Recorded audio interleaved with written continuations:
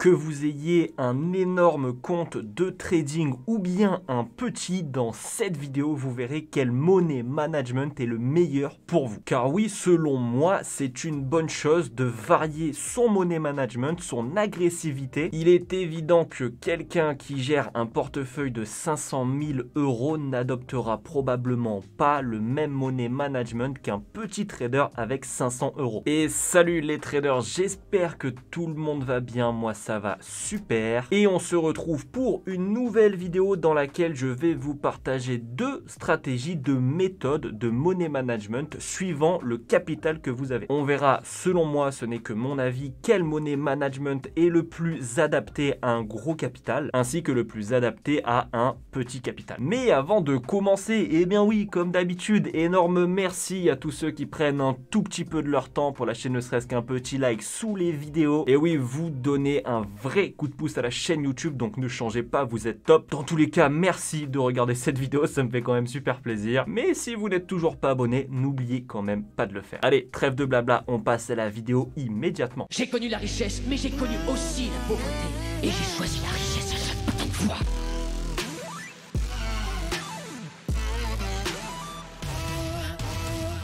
Alors, on va commencer par le money management le plus adéquat selon moi pour un gros capital. Du coup, on va imaginer une personne qui gère un portefeuille de 250 000 €. Aujourd'hui, avec les propres firmes, gérer 250 000 €, voire même plus, c'est à la portée de tous les bons traders. Je parle pour les bons traders. Si vous êtes nul, si vous n'êtes pas rentable, évidemment que non.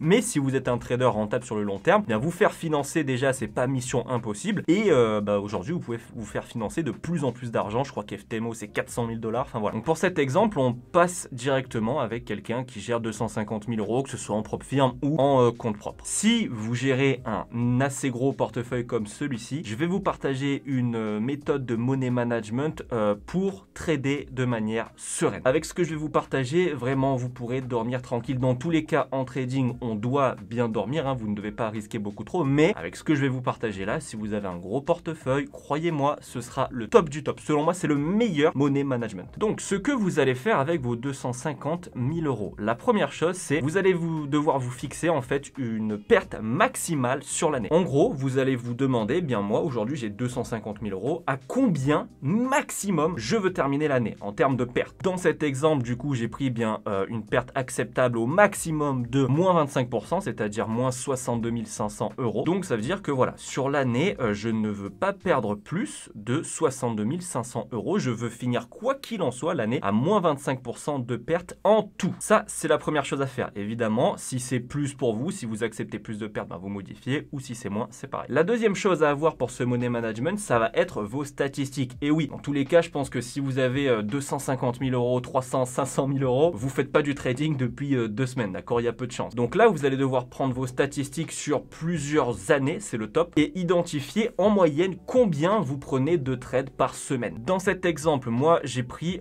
4 trades par semaine, ce qui nous donne 16 trades par mois, parce qu'il y a 4 semaines dans un mois, si vous ne le savez pas, voilà. Et en tout, ça nous donne 192 trades à l'année. Moi, j'ai arrondi du coup à 200 trades par an. Donc, si je récapitule, vous avez votre perte maximale que vous vous autorisez sur l'année et vous avez en moyenne, statistiquement, le nombre de trades que vous allez prendre dans l'année. Je pense que les plus perspicaces d'entre vous savent déjà où est-ce que je veux en venir. Vous allez tout simplement diviser 62 500 € par 200 pour en fait trouver, en euros, quel risque vous devez prendre sur chaque trade pour que dans le cas d'une année à 100% de stop loss, vous finissiez au maximum à moins 62 500 €, c'est-à-dire moins 25%. Donc moi, 62 500 divisé par 200, ça me donne 312,5 €. Ça veut dire que si je risque 312,5 € par trade pendant mon année de trading et que je perds tous mes trades, je finirai avec une perte maximale de 62 500 €, soit 25%, ce que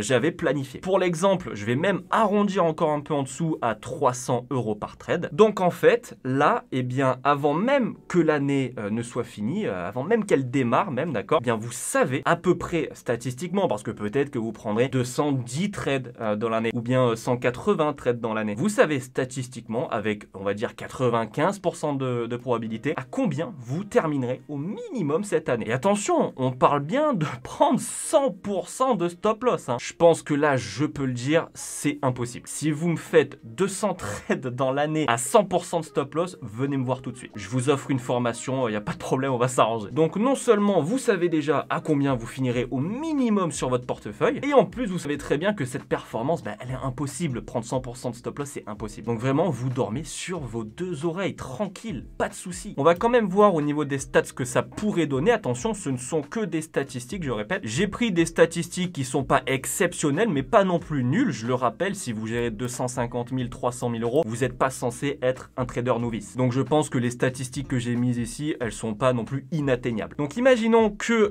vous prenez dans le mois en moyenne 30% de take profit, c'est-à-dire que 30% de vos trades atteignent un take profit donc de 2R, c'est-à-dire que vous misez du coup, vous mettez à risque 300 €, et bien vous gagnez 2 fois votre risque, c'est-à-dire 600 €. Donc 30% de TP dans le mois, on a vu ici qu'on prenait en moyenne 16 trades par mois, ça nous donne 4,8 fois plus 600, donc 2880 €. Ensuite, j'ai mis 50% de stop loss, vous voyez que ça, c'est pas non plus la folie, ça peut être amélioré pour un bon trader avec un portefeuille à 6 chiffres, c'est pas exceptionnel. Donc on prend 50% du temps moins 1R, c'est-à-dire moins 300, donc du coup sur 16 trades, c'est la moitié. Donc 8 fois moins 300 €, ça nous donne donc moins 2400 € dans le mois. Et j'ai mis 20% de break-even à plus 1R. Voilà, imaginons que vous avez une stratégie qui vous dit que dès que le trade est à 1,5, 1,7 R, vous mettez break-even à 1R. 20% de BE, ça nous donne donc 3,2 trades qui nous rapportent 300 € dans le mois, soit 960 €. Au total, on atteint donc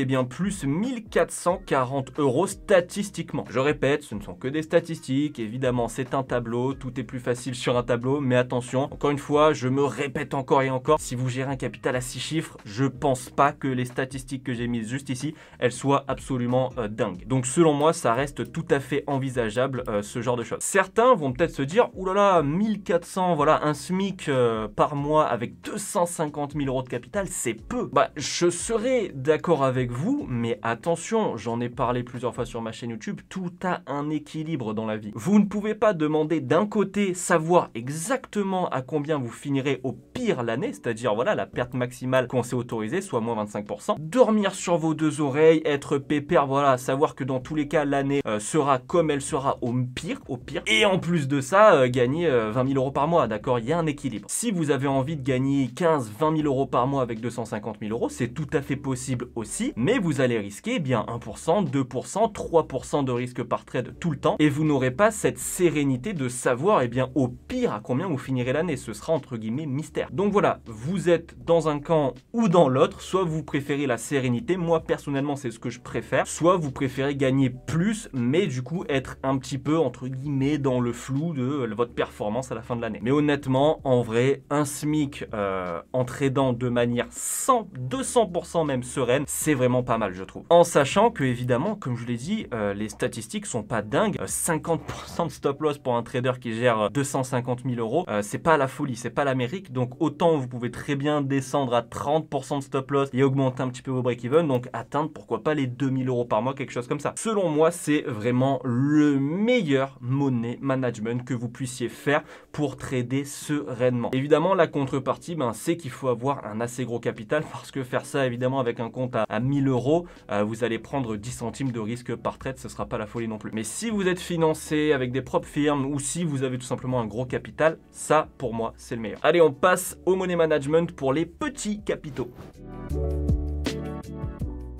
Alors cette fois-ci, on se retrouve avec un compte à 500 €. Oui, ça change un petit peu. Là, la méthode à adopter, en fait, va être de risquer notre dernier take profit. Nos take profit correspondront toujours à 2R, d'accord? On mettra toujours un ratio risk-reward de 2 sur nos trades. Donc en gros, si je risque 0,5%, mon objectif, mon take profit est de 0,5 fois 2, soit 1%. Ici, du coup, je vous ai mis, entre guillemets, le cheminement de votre risque. Donc vous commencerez à 0,5, vous faites un take profit à 1%, et bien vous risquez 1%. Vous faites un take profit à 2%, vous risquez 2%. Vous faites un take profit à 4%, vous risquez 4%, mais vous n'irez pas plus loin. On va pas commencer à aller jusqu'à 10, 15, 20%, on s'arrête ici. Donc au minimum, vous risquerez 0,5% et au maximum, vous risquerez 4% de votre capital. C'est pas non plus énorme. En fait, si vous voulez, ce système, cette stratégie, ça va être une martingale inversée. La martingale, pour ceux qui ne savent pas, c'est, je crois que c'est je risque 1 euro. Si je perds 1 euro, je risque 2 euros, histoire de rattraper à chaque fois mes pertes d'avant. Si je perds 2 euros, je risque 4 euros pour rattraper à chaque fois, en faisant x2 évidemment pour chaque trade. Là, c'est l'inverse. C'est si je gagne, eh bien je remise ce que j'ai gagné juste avant. Avec 4% maximum, on ne monte pas jusque des trucs de fou. Si jamais on perd, donc imaginons qu'on arrive à 4%, d'accord? On a fait voilà, une série de gains. On est arrivé à notre risque à 4%. Si une fois à 4%, on prend un stop loss, un seul stop loss, eh bien on redescend directement au risque d'avant, c'est-à-dire 2%. Si on est à 2% et qu'on prend notre stop loss à moins 2% du coup, on retourne à moins 1% de risque. Donc à chaque fois, c'est comme des paliers, d'accord? Vous allez osciller entre 0,5 et 4%. Tant que vous faites des gains, vous augmentez votre risque. Et si vous perdez donc un trade, si vous faites stop loss, là, vous descendez directement d'un palier. Ici, j'ai fait une petite série de trades du coup, d'accord, de statistiques. Donc imaginons, on commence évidemment à 0,5% de risque. Donc notre TP, je le répète, c'est 2 fois notre risque, soit 1%. On arrive à gagner un trade à 1%. Sur le second trade, on va donc risquer ces 1%. Objectif 2 fois 2, donc on va faire 2%. Le second trade est réussi. Donc pour le troisième trade, je risque 2%. Ce troisième trade, je le perds ici, d'accord? Donc une fois que j'ai perdu ce moins 2%, je redescends à 1% de risque. Le quatrième trade à 1% de risque, je le perds aussi. Du coup, pour le cinquième, je reviens en fait à mon risque de base de 0,5%. Et du coup, je vais gagner ce dernier trade en faisant x2, du coup, donc 1% de gain. J'ai fait 1% de gain, je l'ai mise en risque. J'arrive à faire x2 avec mon TP de 2R. Je suis à 2%, je l'ai mise à risque. Je fais 4% parce que je fais x2. Une fois à 4%, j'essaye d'aller chercher les 8% parce que cette fois-ci, je risque 4% pour faire 8. Je prends malheureusement un stop loss, donc du coup moins 4%. Je redescends avec un risque de 2% et je fais un TP, donc de 4%. Et sur ce trade-là, j'ai risqué mes 4% et j'ai fait plus 8 parce que j'ai fait x2, encore une fois, c'est notre R, etc., etc. Je vous laisse finir tout simplement la liste. Donc du coup, j'ai fait un petit dessin, voilà, d'equity curve à peu près à main levée, d'accord, pour voir ce que donnerait voilà, votre évolution de profit. Pourquoi, selon moi, c'est intéressant cette petite méthode de money management? Eh bien parce que quand on a un petit capital, le but c'est de le faire grossir, même quand on en a un gros, hein, mais évidemment quand on en a un petit, ben, c'est le but principal. Donc avec cette méthode, vous profitez à fond des intérêts composés, puisque vous misez à chaque fois ce que vous avez gagné juste avant. Je le répète, avec un maximum de 4% de risque. Après, si vous arrivez à faire des TP récurrents de 8%, Dieu vous bénisse. L'avantage, on profite à fond des intérêts composés. Ensuite, moi j'y vois pas forcément énormément d'inconvénients, parce que la condition pour que vous risquiez bien 2%,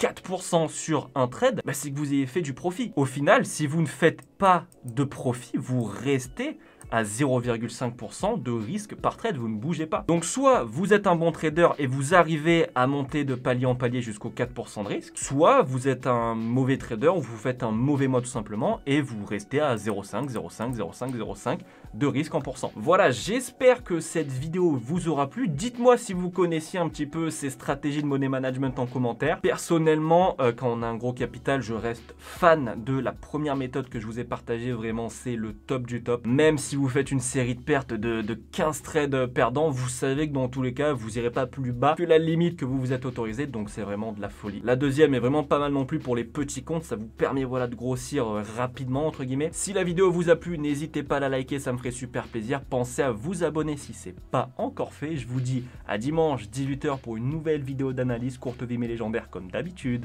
Ciao.